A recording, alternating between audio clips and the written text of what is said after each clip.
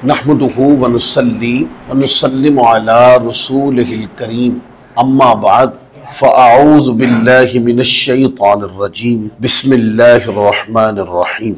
इमाम अली मुकाम इमाम हुसैन रदियल्लाहु ताला अन्हु आपका और इमाम हसन मुज्तबा रदियल्लाहु ताला अन्हु, आप देखें ना किताबें उठा लें, ये मैं किसी एक किताब की बात नहीं कर रहा हूँ।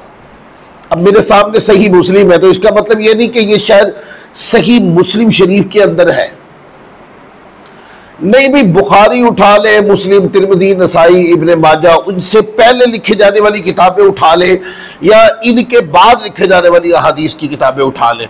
अगर कोई बंदा कहे ना कि कारी साहब ये वाली बात किताबों से ना आप इसकी वजाहत करें, एक्सप्लेन करें, तो हदीस की अगर 100 किताबें मैं उठाऊंगा ना तो 100 किताबों में इसी तरह ही होगा। ये अपनी बात में जोर पैदा करने के लिए मैं ये बात कहने लगा हूं कि अगर नाकिब आए हैं ना इन दो बुजुर्ग हस्तियों के, इमाम हसन मुज्तबा और हुसैन मुर्तजा के, 100% यानी 100% अगर मनाकिब आए हैं तो 95% इकट्ठे आए। आका अलैहिस्सलाम की जुबान अक़दस से ही निकले ना ये जुमले। जिक्र तो क़यामत तक इन बुजुर्गों का होना था, वो तो नहीं रुकना था। हुजूर की निस्बत ही इनके जिक्र की कसरत के लिए काफी थी। इनको सबसे बड़ी जो निस्बत थी वो रसूल पाक सल्लल्लाहु अलैहि वसल्लम की थी। तो आका अलैहिस्सलाम ने जब इमाम हसन मुज्तबा और हुसैन मुर्तजा के मनाकिब को बयान किया तो अहादीस की किताबों में ज्यादातर इकट्ठे मनाकिब बयान होते हैं। इससे ये नुक्ता समझने में हमें दिक्कत पेश नहीं आनी चाहिए कि जब कोई जिक्र करे इमाम हुसैन का उसी तरह जिक्र करे इमाम हसन मुज्तबा का। किसी को हक नहीं है दोस्तों, ये बातों को समझा करे। लोग बारीक बीनी से ना बदमज़हबियत फैला कर निकल जाते हैं, बारीकी के साथ लोग अपना काम कर देते हैं और हम समझते हैं कि ये शायद ये नारे का जोर, उस जोर और गर्मी के अंदर बाकी चीजें दब जाती हैं। समझा करें इस बात को। अगर मजलिस के अंदर इमाम हुसैन मुर्तजा का नारा लग रहा है ना और हसन मुज्तबा का नारा भी लगना चाहिए, या अगर कोई मानता है ना इन बुजुर्ग हस्तियों को तो फिर एक तरह का माने। ऐसा ना करे कि इमाम हुसैन की मोहब्बत का तो गलबा हो और इमाम हसन मुज्तबा के बारे में चूंकि ये हो गया, चूंकि वहां ये हुआ था, चूंकि इस तरह हुआ था, ये चूं चनाक अपने घर में रखे। मानो तो सही मानो। कैसे मानो? जैसे मुस्तफा ने बनवाया है। आका ने कैसे बनवाया? आका अलैहिस्सलाम ने इनके मनाकिब को कसरत के साथ इकट्ठा बयान फरमाया ताकि दुनिया जिक्र करे ना तो मेरे हसन से हुसैन को और हुसैन से हसन को जुदा ना कर सके। लिहाजा इनकी मोहब्बत, इनकी मवद्दत, इनकी अकीदत दिल में एक तरह की होनी चाहिए, इफ और बट नहीं होना चाहिए। आशिक जो होता है ना उसके दिल में इफ और बट नहीं होता। चूंकि ये हुआ, ये क्या माना? चूंकि ये हुआ, चूंकि ये हुआ। जाकिर लोग करते जी चूंकि ये हुआ। चूंकि का माना क्या होता है? ये मौला कायनात अली मुर्तजा की औलाद है, ये सैयदा खातून जन्नत के साहबजादे हैं, ये मुस्तफा सल्लल्लाहु अलैहि वसल्लम के नवासे हैं। लिहाजा इनको मानने में चू और चुनाक का माना क्या होता है? इनको जब माना जाएगा तो ऐसी अकीदत के साथ कि जिस अकीदत में सिर्फ मोहब्बत नहीं होनी चाहिए, इश्क होना चाहिए, इश्क की भी शिद्दत होनी चाहिए, और सिर्फ एक के लिए नहीं। जब मानो तो दोनों के बारे में इश्क और मोहब्बत की शिद्दत इसी तरह की होनी चाहिए। अब मैंने मुस्लिम शरीफ सामने क्यों रखी, इसलिए मैं वो बाब पढ़ के सुनाना चाहता हूं कि इमाम मुस्लिम रहमतुल्लाह अलैह जब वो बाब लाए ना, यानी हदीसें बयान करने लगे, तो उन्होंने ना आकर अलग अलग बाब नहीं बांधे। ये तरगीब भी थी आइम्मा की यार। ये आइम्मा जो किताब हदीस लिखने वाले थे, ये उनकी तरगीबात भी होती थी। उनको पता है कि मनाकिब कैसे आए हैं तो अबवाब कैसे कायम किए जाएंगे। तो इमाम मुस्लिम रहमतुल्लाह अलैह ने जब बाब बांधा ना, बाबू फदाइल हसनी वल हुसैनी रज़ियल्लाहु ताला अन्हुमा, हालांकि उससे पीछे सैयदा फातिमा ज़हरा के मनाकिब आए हैं, अलग से जिक्र किए। वो मौला कायनात अली मुर्तज़ा के मनाकिब में मुदगम नहीं किए गए। मौला कायनात अली मुर्तज़ा के अलग हैं, सैयदा पाक के अलग हैं। इसके बाद अगली बुजुर्ग हस्तियों के आएंगे ना, तो सबके अलग अलग आएंगे। तो इमाम मुस्लिम ने ये दो मनाकिब क्यों जोड़ दिए? ये उनको पता है कि सैयद आलम सल्लल्लाहु अलैहि वसल्लम ने इनके मनाकिब को जोड़ जोड़ के ही बयान किया है। तो इनके जिक्र को कैसे करना चाहिए? जोड़ जोड़ के बयान करना चाहिए। कैसे करना चाहिए? जोड़। आपको जरा सी भी बदबू आए ना कई जगह से कि कहीं इमाम अली मुकाम का नाम बहुत लिया जा रहा है और इमाम हसन मुश्तबा के नाम पे चूं चढ़ाक की जा रही है, उड़ जाए। वो मजलिस जो है ना, वो मुनाफिकों की मजलिस है, वो अहले हक हुसैनियों की मजलिस नहीं है। इमाम हुसैन मुर्तजा रज़ी अल्लाह ताला अन्हु के सामने वो वाकयात पेश आए थे ना, जिनको लेकर इमाम, अभी अगला नुक्ता है, इमाम हसन मुश्तबा रज़ी अल्लाह ताला के बारे में सवाल किए जाते हैं। वो वाकयात किन के सामने आए थे? इमाम हुसैन बैठे हुए थे ना वहां। तो क्या इमाम अली मुकाम रज़ी अल्लाह ताला की मौजूदगी में इमाम हसन मुश्तबा ने जो भी कदम उठाए इत्तेहाद उम्मत के लिए, उम्मत को खून रेजी से बचाने के लिए, और जो कुछ भी किया, इमाम हुसैन मुर्तजा साथ ही बैठे हुए थे। अगर उन बातों के ऊपर इमाम हुसैन को एतराज नहीं है, तो आज के जाकिर को कहां से एतराज निकल आया भाई? ये सवाल जोड़ा करें। वो एतराज, वो सवाल इमाम अली मुकाम को नहीं है। वो समझते हैं मेरे भाई है, मेरे बड़े भाई हैं, वो मेरे इमाम है। इमाम हुसैन के इमाम कौन है? इमाम हसन मुश्तबा। तो इमाम माना ना, उनके हर फैसले पे सर तस्लीम खम किया। हुसैनियत, हुसैनी बनना है तो ऐसे बनो ना। अपने अंदर हुसैनियत की गैरत ये है कि जब सारे फैसलों को ऊपर सर तस्लीम खम किया, इमाम अली मुकाम को इस पर कोई सवाल और एतराज नहीं। आज के जाकिर की क्या हैसियत है? एक जाहिल जाकिर की, जिसको देख के कुरान सही नहीं पढ़ना आता। जाओ, मैं चैलेंज करता हूं इस बात के ऊपर, आप 100 जाकिर इकट्ठे कर ले और उसको 100 जाकिरीन उनको बिठा करना, उनका इम्तिहान ले। उन्हें कहना आज जो है ना चिल्लाना नहीं है, कुरान उठाकर आयत पढ़नी है और तर्जुमा करना और उसकी तशरीह बयान करनी। 95 जाहिल निकलेंगे। बदतरीन जाहिल आदमी वो कहेगा इमाम अली, इमाम हसन मुश्तबा के बारे में राय देगा कि इमाम हसन मुश्तबा चूक ये मैं तकरीरें सुनता हूं ना, ये चू चढ़ाक सुनते रहते हैं। ये आप लोग हैं जो चू चढ़ाक भी करते हैं और चू चढ़ाक आपके लोग सुनते भी हैं। मैं गैरतमंद सुन्नी हूं, ना मैं चू चढ़ाक करता हूं ना मेरे लोग सुनते ही हैं, क्योंकि हम उसी तरह इमाम हसन मुश्तबा से प्यार और मोहब्बत करते हैं जिस तरह हुसैन मुर्तजा से प्यार और मोहब्बत करते हैं। कोई फर्क नहीं है। बंदे को कटर हुसैनी होना चाहिए, बंदे को कटर हसनी होना चाहिए। इफ और बट नहीं होनी चाहिए तबीयत के अंदर। तो इमाम मुस्लिम ने बाब बांधा, बाब फदाइल हसनी वल हुसैनी रदियल्लाहु ताला अन्हुमा, के हजरत हसन और हजरत हुसैन रदियल्लाहु ताला अन्हु के फजाइल का बयान। अब नीचे वो फिर अहादीस लाए। अब देखिए, जितनी भी अहादीस है इस बाब में आप पढ़ते चले जाओ, जितनी भी अहादीस है। उस दिन अल्लामा गुलाम शबीर साहब आए, पढ़ के सुना ही रहे थे ना, वो हदीस की किताबों से ही पढ़ रहे थे वो, ठीक है। आप जितने भी मनाकिब उठा के पढ़ ले, खुदा की कसम वो सारे मनाकिब ना सहाबा ने रिवायत की है। उम्महातुल मुमिनीन हजरत सैयदा आयशा सिद्दीका ने रिवायत की है, हजरत सैयदा उम्मे सलमा ने रिवायत की है, हजरत मैमूना रज़ियल्लाहु ताला रिवायत की है, हजरत अबू हुरैरा ने रिवायत की है, अनस इब्न मालिक ने रिवायत की है, हजरत फारूक आज़म ने रिवायत की है, हजरत अबू बकर सिद्दीक ने रिवायत की है, हजरत उस्मान गनी ने रिवायत की है। किनके मनाकिब? अहले बैत की। यानी सारी शानें इनके तरीक से हैं, इसलिए कि सबसे ज्यादा करीब ही ये थे, सबसे ज्यादा करीब ये थे। इनके जरिए से वो अजमतों वाली शानें इनके जरिए से दुनिया को पता चली है, जिनको बाद में शिया लोगों ने ये कहकर ईमान से निकाल दिया कि हुजूर के विसाल के बाद ये दीन छोड़ गए थे। ये कुछ जुड़ती है बात? वो यार मोहब्बत के सारे तराने हम तक पहुंचाए तो उन्होंने, ये लाड और ये अंदाज, ये नाज नैन और ये जितनी भी अजमतें ये सारी बताई तो उन्होंने।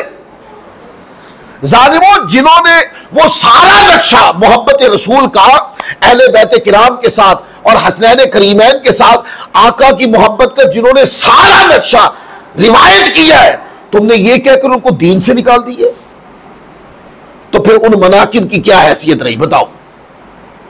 किस शर्म से तुम मनाकिब पढ़ते हो फिर? है रिवायत करने, यानी तुम उन लोगों के मनाकिब पढ़ते हो जिनको मुसलमान ही नहीं समझते। इस तरह की सारी बातों को सुना करें। मैंने किसी जाकिर से पूछा, मैंने कहा यार आप लोगों की किताबों के अंदर ना, हमारी किताब में जब रिवायत आती है तो हजरत हजरत अबू हुरैरा कहते हैं काला काला रसूलुल्लाह सल्लल्लाहु अलैहि वसल्लम, अनस इब्न मालिक कहते हैं काला काला रसूलुल्लाह सल्लल्लाहु अलैहि वसल्लम। इस तरह कहीं सिद्दीक़ अकबर फरमा रहे, कहीं फ़ारूक़ आज़म फरमा रहे, कहीं उस्मान गनी फरमा रहे, कहीं अब्दुर्रहमान बिन औफ फरमा रहे हैं। हमारी किताबों में हजरत ज़ैद फरमा रहे, तो हमारी किताबों में जब हदीस आती तो सहाबा के नाम आते, तो तुम्हारी किताबों में नाम नहीं आते, तुम्हारी किताबों में तो सहाबा के नाम। ये भी बात ज़हन में रख ले, इनकी किताबों के अंदर सहाबा किराम के नाम नहीं आते। अच्छा वो क्यों नहीं आते वो बता तो दिया मैंने आपको। उनका ये अकीदा 16 किताबों से मैं दिखा सकता हूं, इस पर मेरा क्लिप चढ़ा हुआ है यूट्यूब के ऊपर, पिछले साल मैंने रिकॉर्ड करवाया था। 16 किताबों के अंदर ये बात लिखी हुई है। उन्होंने कहा ये दर्स दिया, ये तालीम है उनकी। और वो कहते हैं कि ईमान लाने के बाद जब हुजूर का विसाल हुआ तो ये सारे सहाबा की दीन से फिर गए थे। ये अकीदा ठोक बजा कर वो बयान करते हैं उसको। तो कहते नहीं नहीं इनकी रिवायतें नहीं हमारी किताब में आती। तो फिर तानुद्दीन आसमान तो डिगे है। और भाई दीन फैलाने वाले तो यही थे। इमाम अली मुकाम रज़ी अल्लाह ताला अन्हु से भी अगर आपने दीन लेना, उनकी विलादत तो मदीना पाक में आगे हुई, दीन मदीना पाक से शुरू हुआ था। या दीन की सारी बातें मौला कायनात अली मुर्तज़ा ने थोड़ी बतानी है, सारी बातें उनके सामने थोड़ी आई, जो उनके सामने आई उन्होंने रिवायत कर दी, जो सिद्दीक़ अकबर के सामने आई उन्होंने रिवायत कर दी, जो फारूक आज़म के सामने आई उन्होंने रिवायत कर दी, जो अशरा मुबशरा के सामने आई उन्होंने रिवायत कर दी, बैत रिज़वान वाले साहबा ने जो देखा उन्होंने रिवायत कर दी है। ये तो हजारों लाखों लोगों ने मिलकर जो जो बात आका अलैहिस्सलाम से सुनी वो आगे रिवायत कर दी, इसका नाम दीन है। मैंने कहा अगर आपकी किताबों में साहबा का नाम नहीं आता तो इसका मतलब ये है फिर हम कह सकते हैं मेरे दीन की सनद है। मेरे दीन को रिवायत एक साहबी ने नहीं किया। जो मजहब मेरा है, जो दीन मेरा है, उसको एक साहबी ने रिवायत नहीं किया। आप किताबें उठा के देख लें, आपको हजारों सहाबा के नाम आएंगे जिसके अंदर वो रिवायत कर रहे हैं आका अलैहिस्सलाम से काला काला रसूलुल्लाह सल्लल्लाहु अलैहि वसल्लम।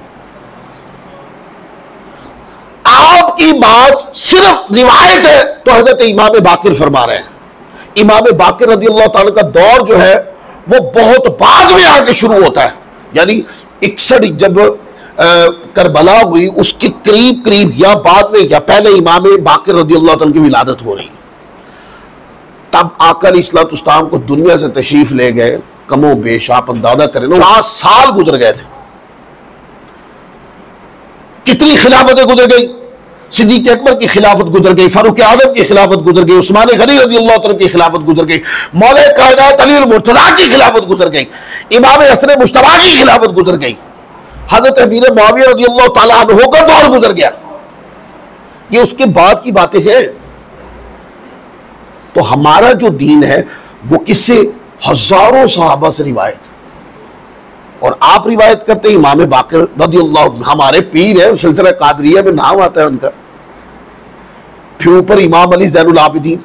इमाम अली ज़ैनुल आबिदीन 32 से 36 हिजरी के दौरान तो पैदा हो रहे हैं,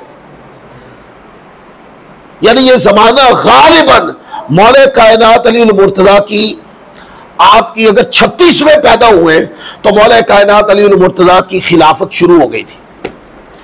और अगर 32 हिजरी को पैदा हो रहे तो हजरत उस्मान गनी की खिलाफत के आखिरी साल चल रहे थे, अगर इमाम ज़ैनुल आबिदीन को मिले।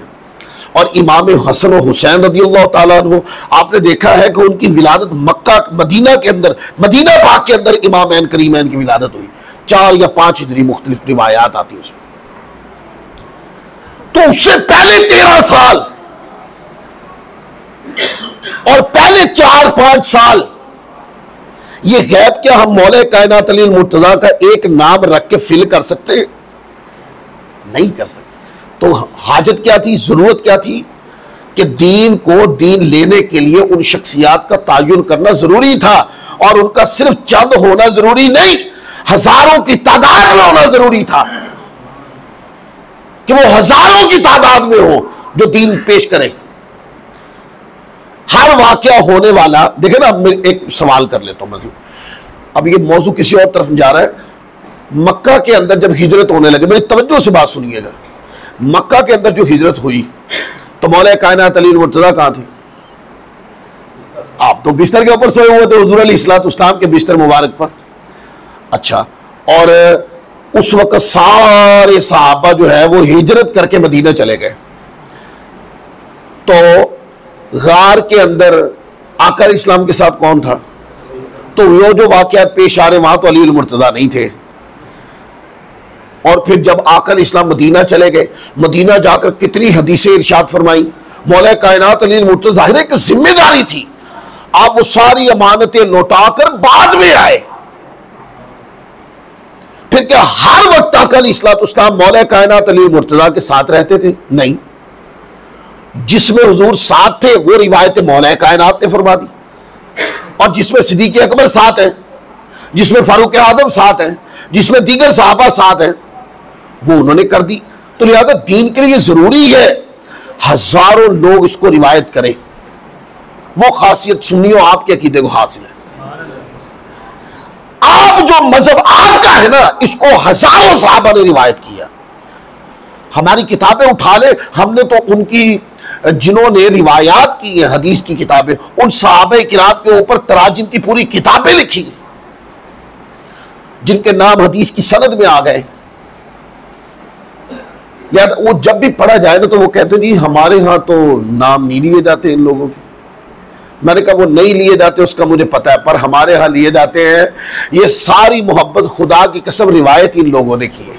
फिर आगे देखें, इसको हजरत अयास अपने वालिद से रिवायत करते हैं कि मैं उस खच्चर की लगाम को पकड़कर चला हूं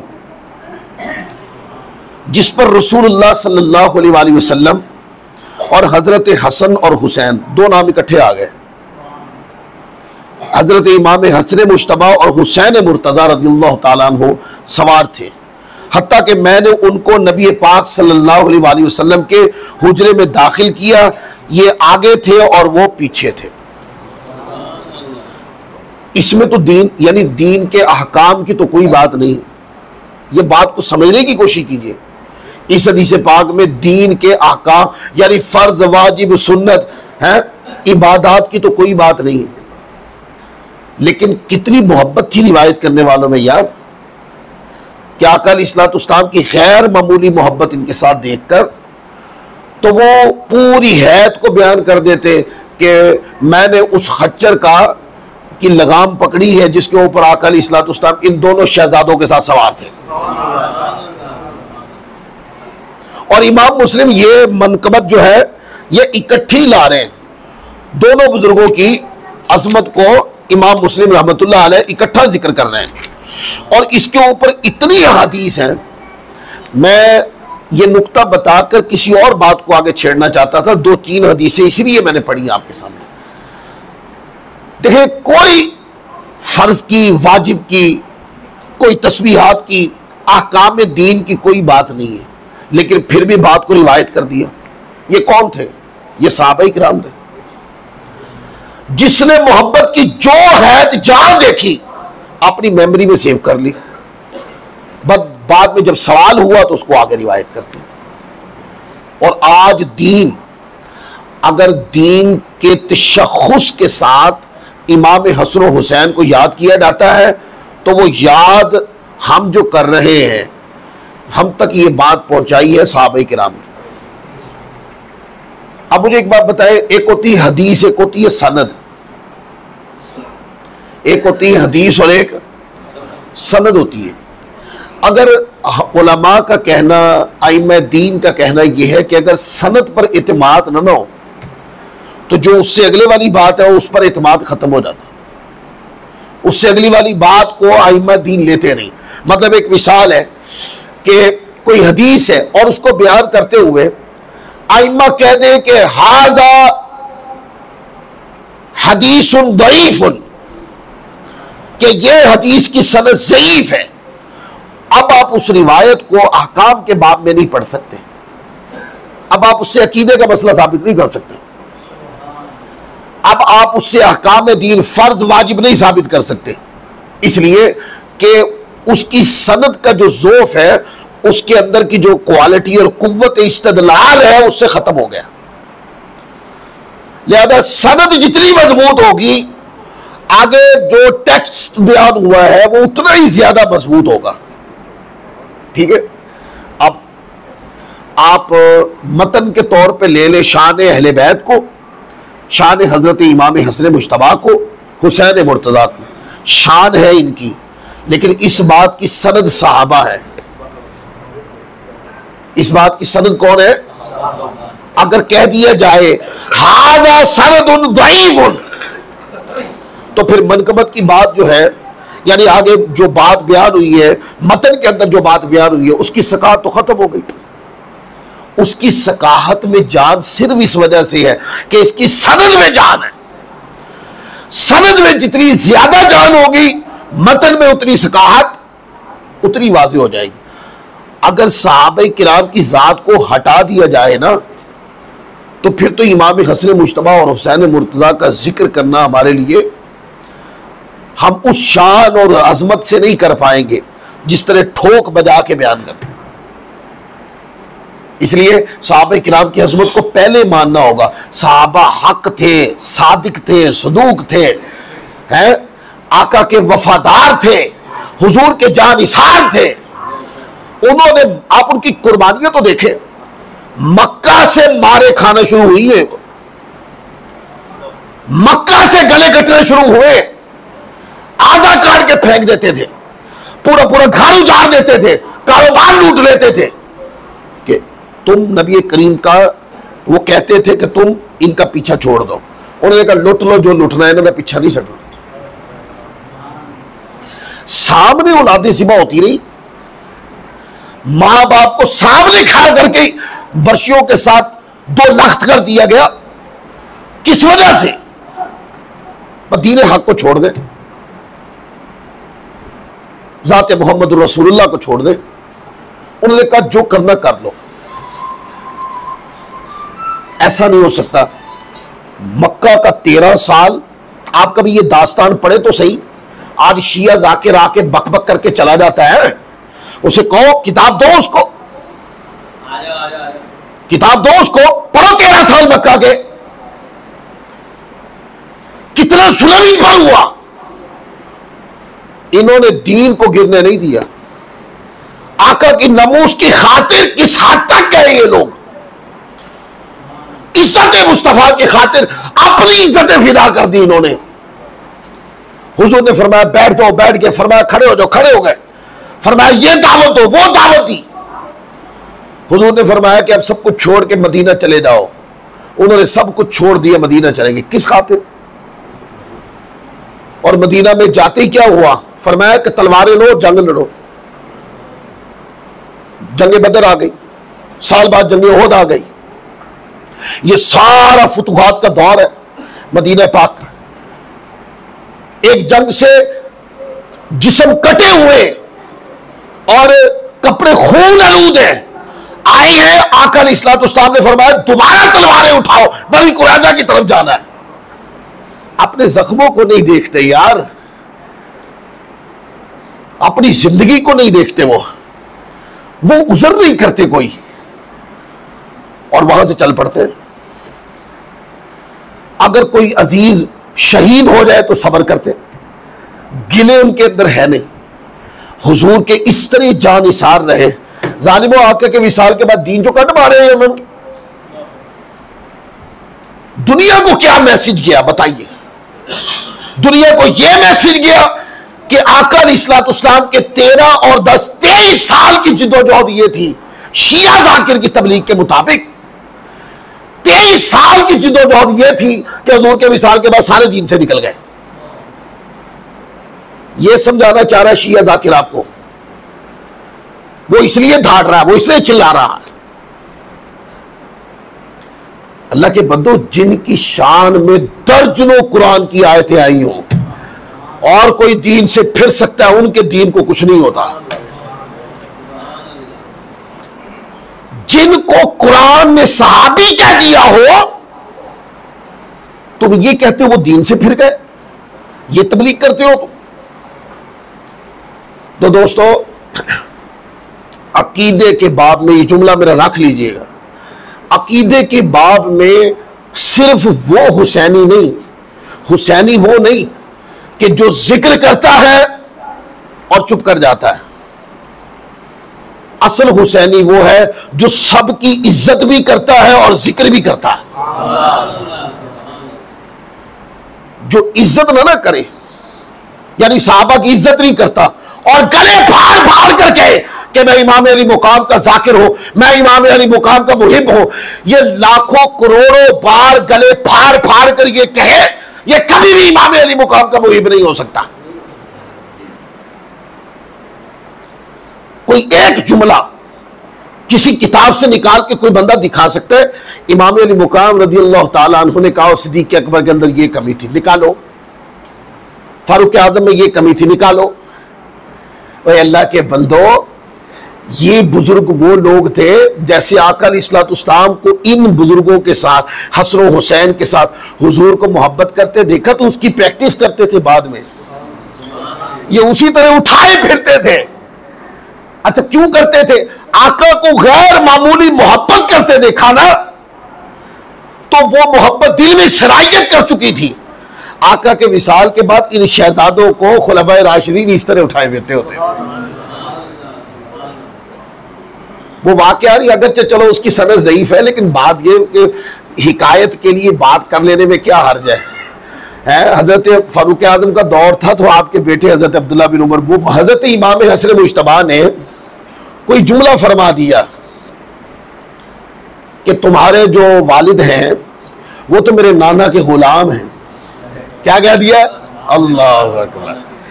भाई वो कह सकते हैं, शहजादे कह सकते हैं, तो कहा कि तुम्हारे जो वालिद हैं वो तो मेरे नाना के गुलाम हैं। तो वो हजरत फारूक आज़म के जो बेटे थे वो इसका माइंड कर गए, छोटे थे ना अभी, तो उन्होंने जाकर फारूक आज़म रज़ियल्लाहु ताला अन्हु को बताया, बाबा आप तो खलीफतुल मुस्लिमीन हैं, पूरी सल्तनत इस्लामिया के मालिक हैं आप हैं, और आज मुझे शहजादे हुसैन ने ये कहा है। तो फारूक आज़म रज़ियल्लाहु ताला अन्हु ना हजरत अब्दुल्ला बिन उमर को अपने बेटे को साथ लेकर शहजादे के घर आ गए। दरवाजा खटखटाया तो इत्तिफाक से इमाम हुसैन रज़ियल्लाहु ताला, छोटे बच्चे थे तो बाहर आ गए।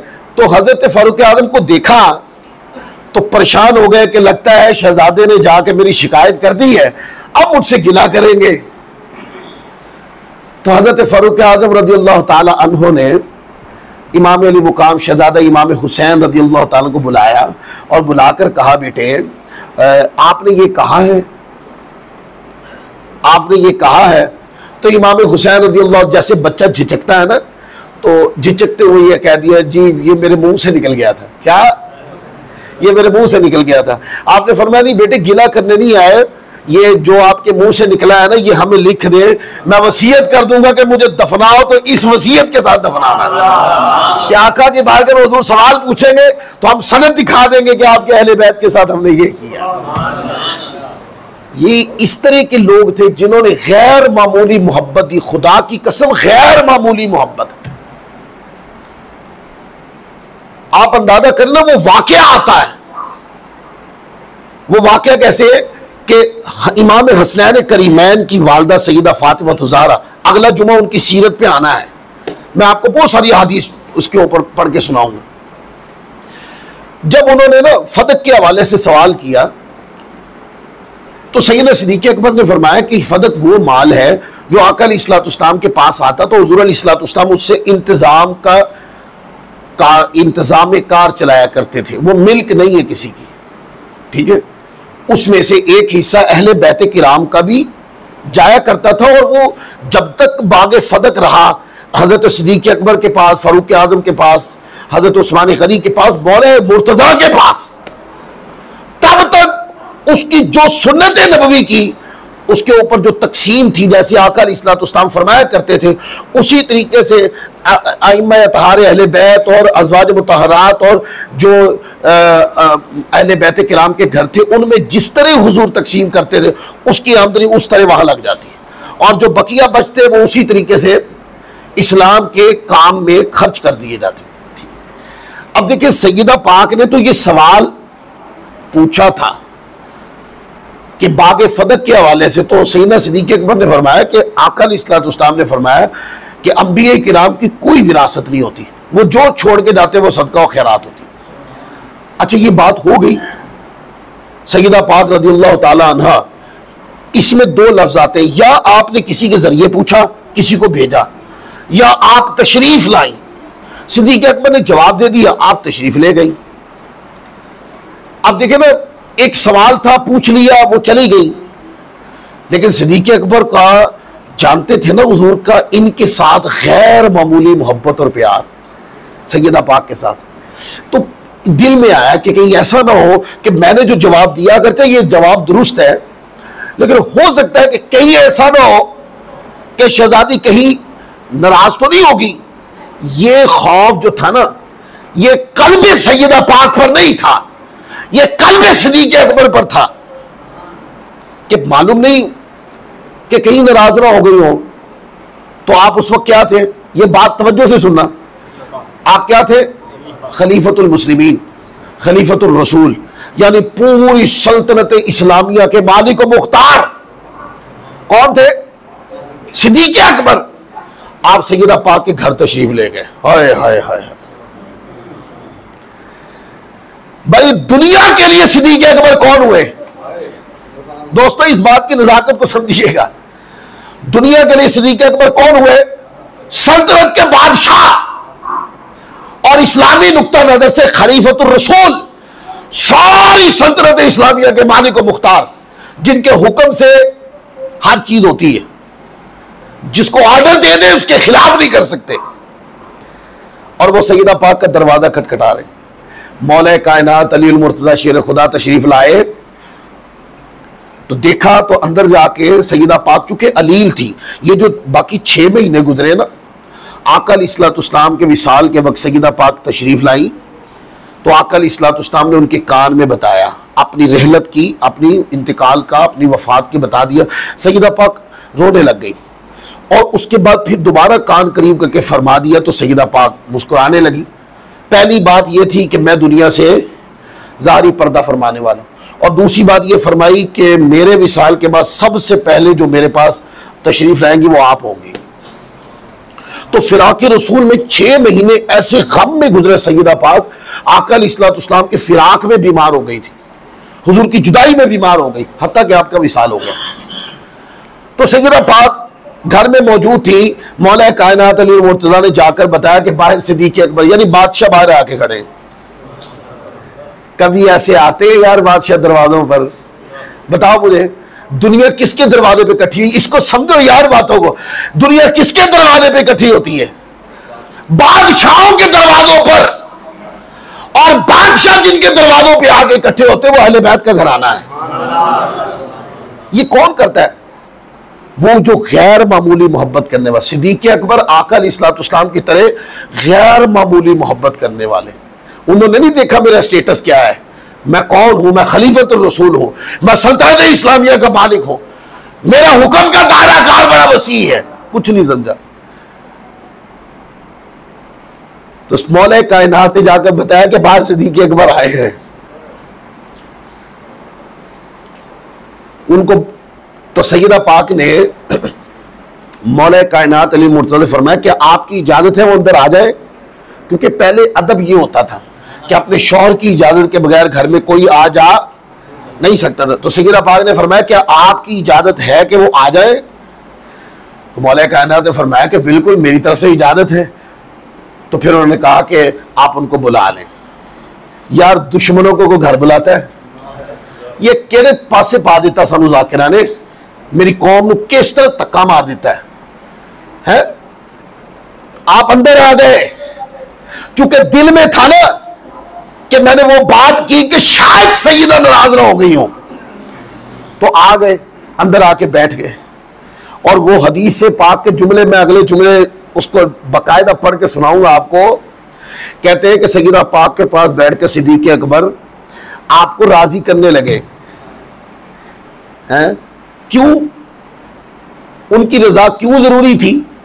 इसलिए कि हुजूर को गैर मामूली मोहब्बत करते देखा सैयदा पाक से, तो बताया कि वो उस आपका पैगाम पहुंचा या आप आई तो वो जो बात थी, वो तो जो सुन्नत नबवी का हुक्म था मैंने बता दिया, पर मुझे लगा कि कहीं सैयदा पाक नाराज ना हो गई हो। सैयदा पाक ने तो ये कहा ही नहीं ऐ सिद्दीक़ अकबर मैं नाराज हूं, ये जुमले तो किसी किताब में है ही नहीं, ये तो कहा ही नहीं उन्होंने। लेकिन बादशाह सलामत, खलीफतुर रसूल, सल्तनत इस्लामिया के मालिक, वो आकर मना रहे हैं कि कहीं आप नाराज तो नहीं हो गई। सैयदा पाक रज़ियल्लाहु ताला अन्हा ने फरमाया कि मैं नाराज नहीं हूं। बाज़ रिवायात में आता है कि आप वहां बैठकर सैयदा पाक को राजी करने लगे, हत्ता कि सैयदा पाक राजी हो गई। और एक रिवायत के लफ्ज है सैयदा पाक के सामने बैठकर सैयदा सिद्दीक़ अकबर ने फरमाया, अर्ज की कि ए आले रसूल, ए अहले बैते किराम, हमने हिजरत की है अल्लाह के नाम पर और रसूल पाक के नाम पर और आपकी इज्जत और तमकीनत की खातिर।